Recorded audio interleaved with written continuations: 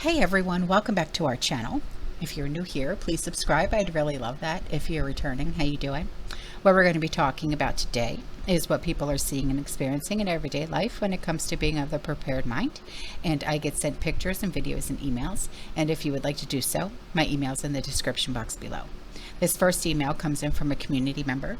She said, "Sweetie, there won't be people not be able to read, not be able to do now, so they can't follow the government, can't make a living because we're too stupid." No one is stupid. I don't believe that for a minute. She said, "I can't read very well. I can read the recipe pattern. I can sew. I taught myself how to cross stitch. I've always wanted to learn how to cross stitch. Maybe you can teach me." She said, "I love to listen by doing. I've learned how to do things. I'm 59 years old. If I can do it, anybody can. I hope students and teachers get what they need to learn how to read." I agree with you. I do know that the statistics are not very good. That, when it comes to graduating seniors, there are more seniors that are graduating that are actually illiterate and they cannot read and write, and they are still graduating them. And I think it's terrible. This country, the education system is not good at all. And we can do better. We really can. Thank you for bringing this to our attention. So a community member wrote in and she left us a link. She said, "I don't know for sure the availability of these generators anymore, but I wanted to share because it was very inexpensive. It's a 2kW Aldi Work Zone generator." So it's a YouTube video that she left the link for, so I will leave that in the description box below for everyone, okay? So here is an email from a community member. She said, "A month ago, I heard a farmer say that Tyson foods have been sold to China. I Googled China bought Tyson food, and what came up was an article on September 29th, 2022, stating that China had acquired 79.5% of the company, that America only owns 20.5%. The group is called Shandong Bao Xuan Group. This article said that this is the first time that a Chinese company acquired a major food producer. I am sure this is yet another way to cause the major food shortages in America." I'm sure you are absolutely correct. And I didn't know about this either. So thank you for bringing this to our attention. So here's another email from a community member. She said, "Houston and a lot of the other really big cities in Texas are honestly messes. I used to work as a teacher and a bus driver. The schools I worked at in Texas had separate areas just for detention. The high school I went to even had a separate building on the other side of town just for school suspension. Those kids would get bused there and every morning and then brought back in the afternoon. From what I know, since I'm really close to Houston, is that most of the schools have classrooms just for misbehaving kids. I feel like there's more to this than they're saying. I think this move will cause more problems in the end, and it's sad because when I was a kid, the library was my favorite place." Same here. Yeah. She said, "It was my safe zone. I was lucky I was able to buy books to keep at home, which really started me on my love of reading. But a lot of the kids don't have that ability due to money, and there are a lot less kids getting involved in reading these days due to being online so much. This will drop that number even lower." Yes, I agree with you. When we were growing up, people in our generation, even the generation before us and the generation before us, we are all avid readers, even still to this day. And it's sad because, I have my grandchildren, they're in their bedroom right now. They don't pick up books to read when they're bored. No. They have video games, they have tablets, they have laptops, they have cell phones. I had said to my son, for Christmas, birthdays, whatever, "You think they'd like a book?" "Mom, don't waste your money. They won't read it." You know, it saddens me because my husband and I have a very nice library of our own because we're both avid readers. And it saddens me that these newer generations, they could care less about picking up a book and reading. Do they even still do book reports in schools? I remember getting, every month we had to do book reports in schools, all the way up through high school. I mean, book report after book report after book report. Do they even do that anymore? You know, and it's so sad. And I really don't think that the education today is the same that we received back when our generation and the generations before were in school. I really don't think it's the same. I really don't. It's so sad. So here is another email from a community member. She said, please warn others about the backlog for HVAC parts. We have been waiting since May for a part to fix our furnace.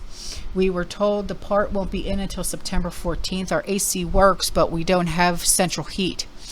We had to use kerosene heater instead. We also have separate issue because the gas company shut off our gas after they found a gas leak in the line, so no hot water either. Oh dear. We have been taking cold showers and bird baths with water heated on the stove for 2 weeks. Our home warranty with American Home Shield is useless. Oh dear. People need to address plumbing and heating problems before it gets cold. Call me if you have any more questions about our experience with the home warranty. Feels like a ripoff. All right, thank you. I will. I'll keep your number and I'll put it in my cell phone. Oh my God. Oh, it's terrible. All right, everybody. Are you ready to get inspired and have a light lit underneath your tuchus? A community member sent in a email along with some pictures. She said, oh my goodness, 4.5 hours in the shed cleaning and reorganizing the family preps. Most are all now in several areas, controlled temperatures. Please know that I've been doing this for very many years. Keep the faith and continue to prepare. We have so many issues in our food supply. God bless, and I'm so happy to have made a difference in your daughter-in-law and hopefully many others. My goal is to inspire. Yes, you have made a difference in my daughter-in-law's life. She is, you know, so happy with her garden, and you know, it's like today she came and she look, mom, look, parsley, bok choy, look, they're growing. You know, she's just so happy because she's calling them her babies. These are little tiny sprouts, and they're her babies, she said. So I thank you.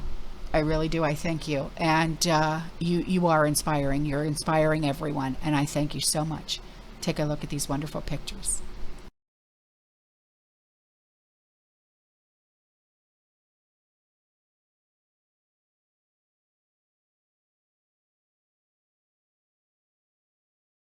And now I leave you with these informational and educational videos.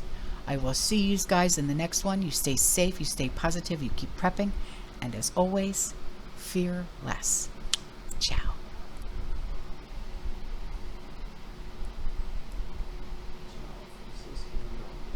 And this information attention because it needs to get out to the world. I will start, since we have to be brief. I have already given all pertinent information and supporting documentation to the Senate Intelligence Committee and ARROW. They informed me that all of my information will be recorded for public record and shared with Congress. It is that important. In 2010, I was selected to go down to the South Pole Station in Antarctica for an entire year by Raytheon Polar Services as an employee of a third-party contractor for the National Science Foundation. I function in a dual-role capacity as a tradesman and a firefighter. My responsibilities required me to be more informed than most of my crew and offered me complete access to the facilities. What I learned from this unique experience needs to be shared with the entire world. The technology at the South Pole Station certainly can do what it is presented as its primary purposes, and unfortunately, much more.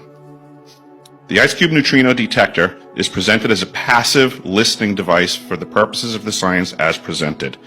But I'm going to skip right through the chase, folks. I have provided documentation that proves that the 5,160, what they call DOMs, that are embedded in the ice can actually transmit at 2,047 volts each. That gives us a long list of things to consider. It is effectively a multifaceted directed energy weapons platform that I will list rapidly a few things that it can do. Vehicle detection. We're learning that these off-world craft, on-world craft, ours or other nations, are also emitting neutrinos. So this makes the South Pole Station effectively an air traffic control station for this new level of equipment that nobody's discussing. In addition to the ability to detect neutrinos and the exotic vehicles, I have provided documentation that shows that this is also a system for faster than light communications.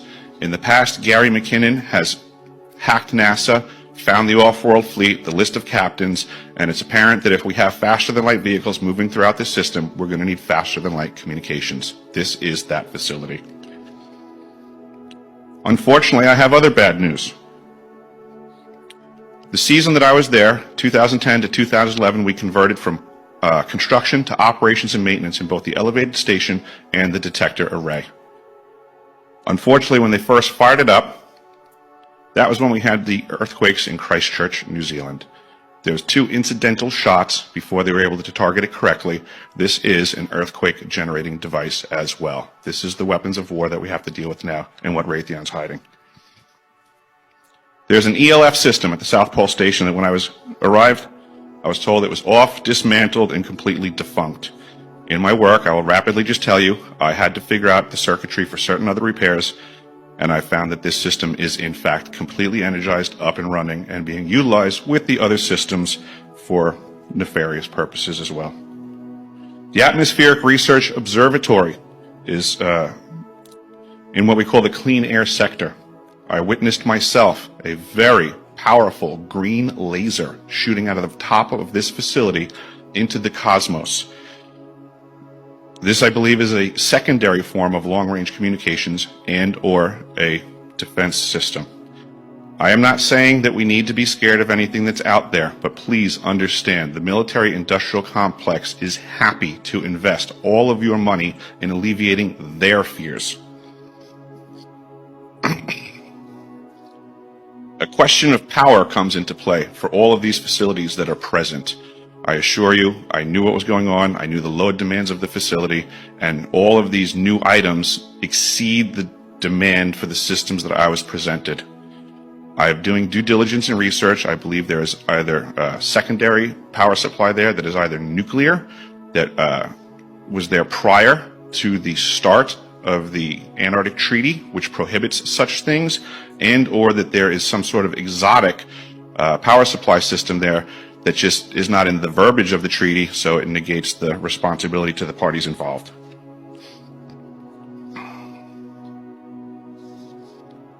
I think that pretty much covers it for time. If anybody wants to find out more, I have a website where all this information is at. For brevity, I'll wrap it up, but you can go to deciphering.tv. I've documented all of this stuff, and information is available. So what is happening in the ionosphere to allow this control to take place? Ionospheric heaters use this D layer in the ionosphere. Notice it only forms in the daytime when the sun is up. At nighttime, it disappears completely, and the ionosphere is 170 miles up, and the ionospheric heaters cannot control the jet stream with that being so high up. But in the daytime, it's only 30 miles up. So here's a look at the hardware that's actually working out in the Pacific to destroy hurricanes and push warm air into the Arctic. This is the SBX-1 main transmitter unit, and off on the left here you can see it's not a little doll or Barbie figure, it's a grown man. This is a really huge, terrible piece of hardware. That giant flat plate array transmitter is placed inside of a fabric radome, and this is a picture during assembly inside the radome. Each one of these little wedges is a transmit-receive module which transmits about 200 watts. So there are 45,000 transmit-receive modules, and this antenna can detect an object the size of a baseball at a range of 2,500 miles. That is why I say this thing can project all that power into a pinpoint beam, totally computer controlled. The dome is 120-foot diameter. The power source is 3.6 megawatt generators for a total of almost 22 megawatts. And this HARP platform has a tow ship to move it around, so that 22 megawatts is not actually designed to go into the engines. That is designed to go into the transmitter unit. Other U.S. Navy ships have powerful microwave transmitters. This is the U.S. Navy ship Howard O. Lorenzen. It looks small, but it's actually 534 feet long. Each phased array, the boxes on the top of the deck, is a phased array transmitter. Synthetic aperture radar, whatever you want to call it, weighs 250 tons. And there's a crew of 88 on board. This is a gigantic ionospheric heater, again, in a different format.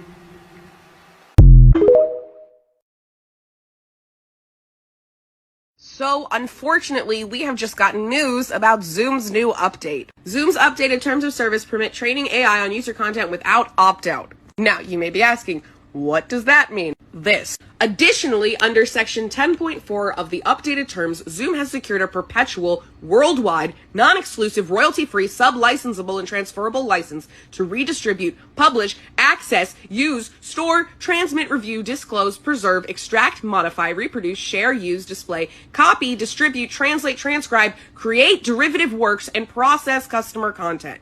Now, you may still be asking, what does that mean? Zoom can literally take anything that you do and access it, publish it, redistribute it, use it, store it, transmit it, review it, disclose it, extract, modify. They can modify it, they can reproduce it, they can share, they can use, they can distribute it, they can translate it, they can transcribe it. Those are not new. But create derivative works.